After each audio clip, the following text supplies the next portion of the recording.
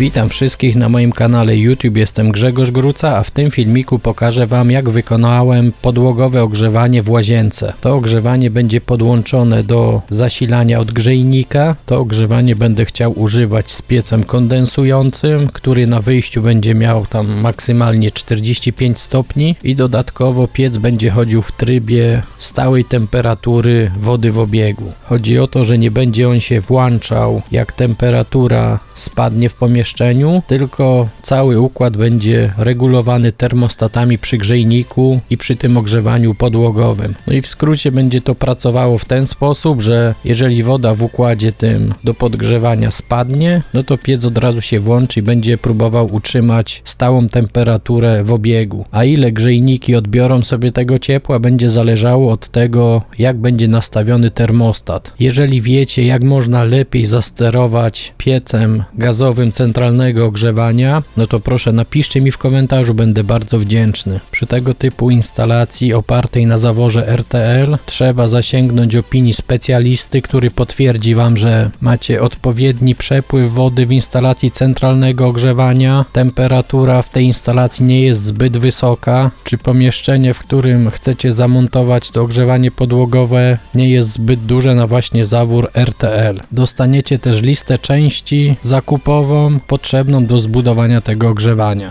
Pierwszym moim krokiem było przygotowanie krućców, do których przyłączę ogrzewanie podłogowe. Przeciąłem rurkę zasilającą, wstawiłem trójnik i rurką odnogą poszedłem w dół. Trójnik też wstawiłem na powrocie, ustawiłem go rurką do góry. Każda z tych rurek jest zakończona krućcem z przyłączem jedna, druga, gwint wewnętrzny. Po zlutowaniu wszystkiego krućce zostały zaślepione i zacząłem przygotować posadzkę, aby ułożyć pętlę ogrzewania podłogowego. Na samym początku sprawdziłem, czy podłoże jest nośne. Tutaj są płyty żelbetonowe, czyli podłoże jest bardzo stabilne, jest tylko nierówne. Dlatego postanowiłem wyszpachlować nierówności, tak żeby powierzchnia w miarę była równa. Na ścianie na dole dookoła przylepiłem piankę dylatacyjną z folią. Ma ona za zadanie niwelować ruchy wylewki podczas nagrzewania się i chłodzenia. Na całej podłodze rozwinąłem folię, która ma oddzielić nową przegrodę od betonu. Na folii rozłożyłem styropian, który ma takie specjalne wypustki, które znacznie ułatwią mi położenie rury Alupex. Zdecydowałem się na ten typ właśnie styropianu, ponieważ ma on grubość 2 cm.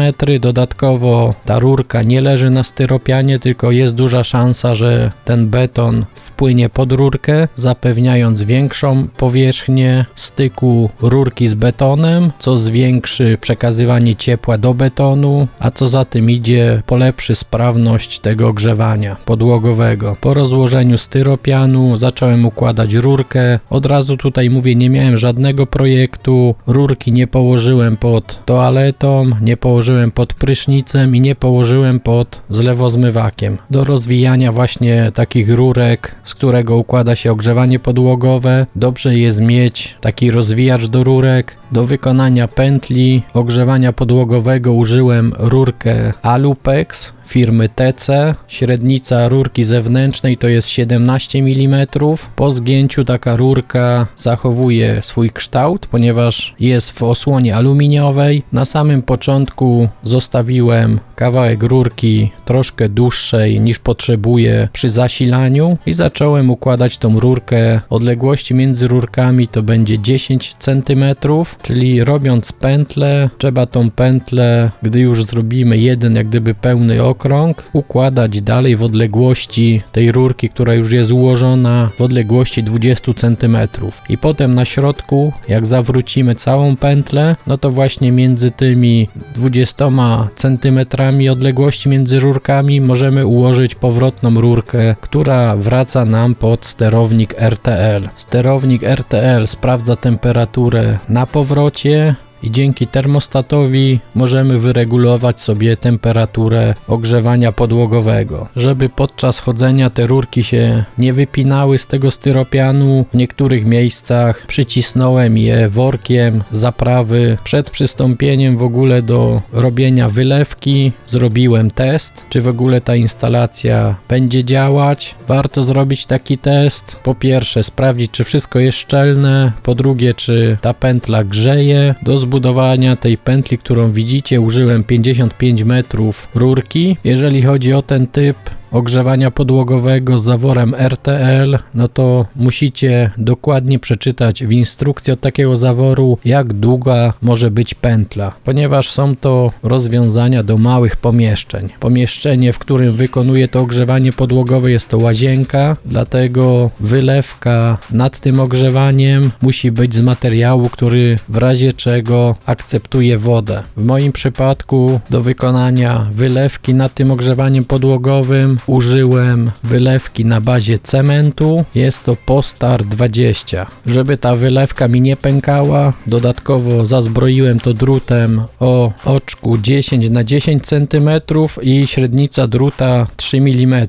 Napiszcie, czy jest to wystarczające zbrojenie właśnie na takie ogrzewanie podłogowe. Gdyby ta wylewka popękała, no to byłby problem z nałożeniem hydroizolacji. A jeżeli mam zazbrojone, no to jest mniejsze prawdopodobieństwo, że to będzie pękało. W przypadku ogrzewania podłogowego ważna jest ta grubość wylewki nad rurką, czyli nie liczymy z rurką grubości wylewki, tylko nad rurkę i w moim przypadku dałem 4 cm.